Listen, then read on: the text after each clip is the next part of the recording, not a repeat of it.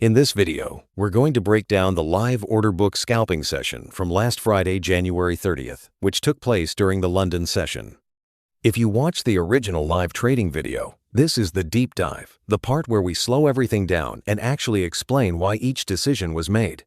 We'll go trade by trade and dissect every position, analyze real-time order book behavior using order flow and game theory by focusing on who is in control, who is trapped, and who is about to be forced to react. I'm not predicting direction, I'm reacting to absorption, momentum shifts, aggressive versus passive flow, and classic lure and fade setups. It's a structured breakdown of how information, liquidity, and forced behavior play out, moment by moment. The goal isn't just to show outcomes, but to help you understand the process behind these scalps. If you want to see how order book scalping actually works in live conditions, this case study will walk you through each trade, step by step. Let's get started. Trade 1. Short position. Right here, we see aggressive buyers lifting the offer, but the price is not advancing. This is classic absorption. That is to say, aggressive market buys are being absorbed by a passive seller sitting on the offer. Absorption happens when aggressive traders hit the market, but the price doesn't move. Here, buyers are lifting the offer repeatedly, yet the price backticks and stalls. That tells me a passive seller is absorbing everything. The more buyers commit, the worse their position becomes. Once momentum stops, they're trapped.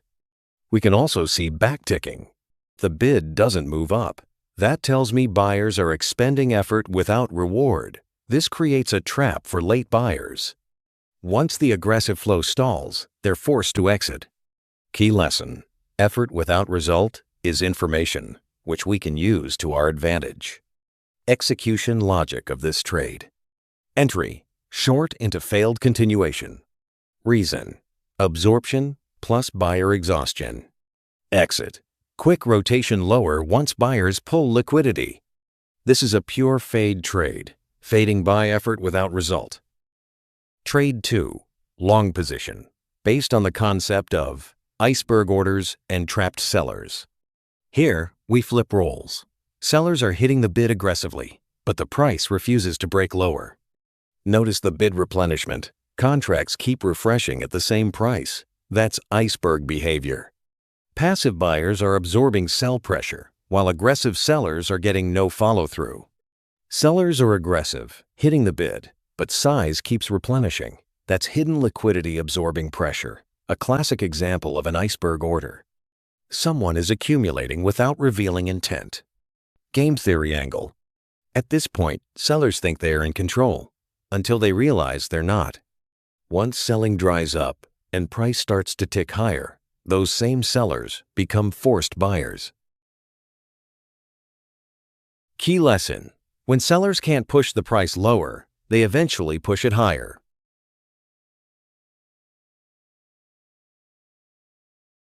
Execution logic.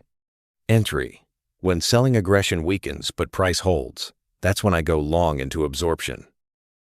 Here we can see that the passive buyer, most likely an institutional player, is deliberately reducing the current bid levels to induce sellers in attacking those levels. That is exactly what the passive buyer wants.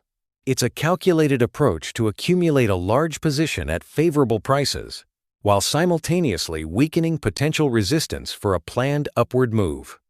When the offers start to lift with little to no volume, the sellers will pull their orders from the ask levels, and those who already are in a short position will eventually exit due to risk management. These actions will also help drive the market up quickly. Exit: we don't need the full move, just the reaction, a quick rotation higher once sellers puke out. This is where a momentum ignition, or a liquidity vacuum, works in our favor. We wait for failure of continuation, not just heavy volume. Once the trap springs, the move extends cleanly.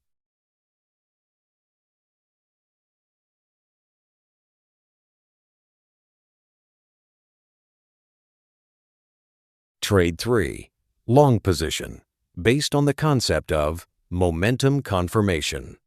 This is a continuation scalp. That is to say, joining the aggression, not a fade. We already have directional context, and here aggressive buyers step back in with price advancing. Aggressive buyers are lifting offers and price is responding immediately. No absorption, no resistance. We can see that the ask liquidity providers are pulling away before price trades there. As a result, the auction accelerates. Aggressive buyers are clearly overpowering the book. However, this is not random momentum. It's engineered momentum. Meaning, we're trading absence of liquidity, not presence of volume. That's my cue to scalp the momentum and exit before conditions change. The correct way to read the context under these conditions. Aggressive flow aligns with price movement. No visible absorption against buyers. In other words, no presence of passive sellers. Offers pulling equals lack of resistance. Key lesson. Momentum is real, but only when price confirms it.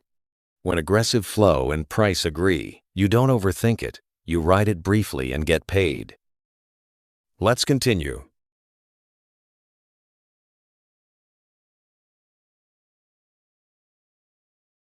Trade 4. Short position. Based on the concept of exhaustion and late breakout traps. This is a textbook exhaustion move. Buyers are still lifting offers, but now the size is smaller, speed is slower, and price isn't accelerating anymore. Trap setup. Late breakout buyers are entering after the real move has already happened. That's why I short into their commitment and take the snapback. Game theory angle. Late buyers enter emotionally after the move. When momentum stalls, they're the weakest hands. Execution logic. Entry, short into buyer exhaustion. Exit, fast snapback rotation. Key lesson. The end of momentum is where traps form.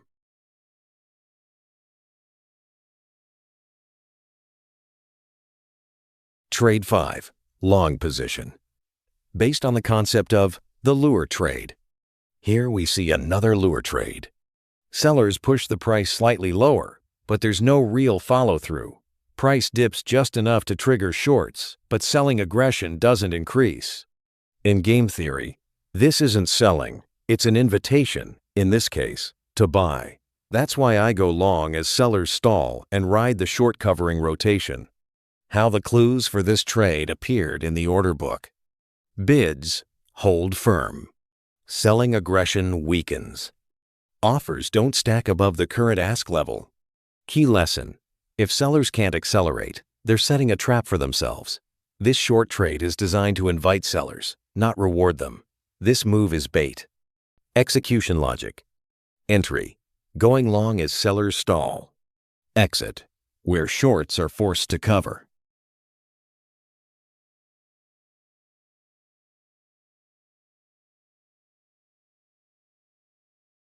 Trade 6. Short position. Based on the concept of spoofing and liquidity illusions. Now we see spoof-like behavior. Large offers appear above price, creating the illusion of resistance, then disappear once price reacts. Fake size, real consequences. Key concept. Whether intentional spoofing or not, the effect is the same. It influences trader behavior and creates hesitation, and hesitation creates opportunity. Execution logic. Entry. Short as buyers hesitate. Exit. Quick downside response. You don't argue with hesitation. You exploit it.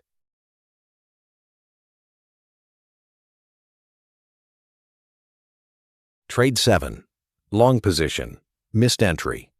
This was a clean long that I identified but didn't execute perfectly. Absorption was clear. Sellers were trapped, and the price lifted. But timing is key in scalping. Execution matters, but missing a trade doesn't invalidate the read. Key lesson. Consistency comes from process, not perfection. Trade 8. Long position. Based on the concept of aggressive versus passive flow. This is one of the best examples of aggressive versus passive flow in the session. It shows who is demanding liquidity and who is supplying it in the order book, and that distinction matters a lot for price behavior. Price is decided by the battle, not by either side alone. This is why volume alone is misleading. You need to know how that volume traded. Buyers are now the aggressors, and price is responding immediately. Aggressive buyers lift, passive sellers pull, and price accelerates. Once resistance disappears, momentum traders take over. That's why I go long with confirmation and exit as flow normalizes. This is where you stop fading and start going with momentum. Execution logic. Entry, long with confirmation. Exit, as momentum slows and liquidity returns, that is to say, the flow normalizes. Trade 9, long position, based on the concept of micro-absorption scalps. Final trade, a micro-scalp, small defense, fast money. Sellers attempt one last push, but absorption shows up instantly. This is pure reaction trading. See the defense, take the trade, get out. Key lesson: scalping is about reaction speed, not holding time. And that is the end of that. In conclusion, this isn't random clicking. Every trade in this session was based on real-time data, order flow logic, and auction theory, not chasing patterns. I'm focused on who is forced to act next, and I exit once the game theory objective is met, not when it simply feels right. Absorption, traps, momentum, and exhaustion repeat every day because trader behavior doesn't change. If you can read who's in trouble and who's in control, the scalps come to you. What really separates my approach is the ability to distinguish volume from true intent, read liquidity behavior rather than price in isolation, and consistently let other traders' mistakes become the source of my edge. That being said, the whole point of this case study isn't the entry or the exit. It's understanding why the trade existed in the first place. If you have taken anything from this, let it be this: price moves don't create opportunity, other traders' mistakes do. Therefore, our job isn't to predict. It's to recognize when the game has already tilted and step aside once it evens out.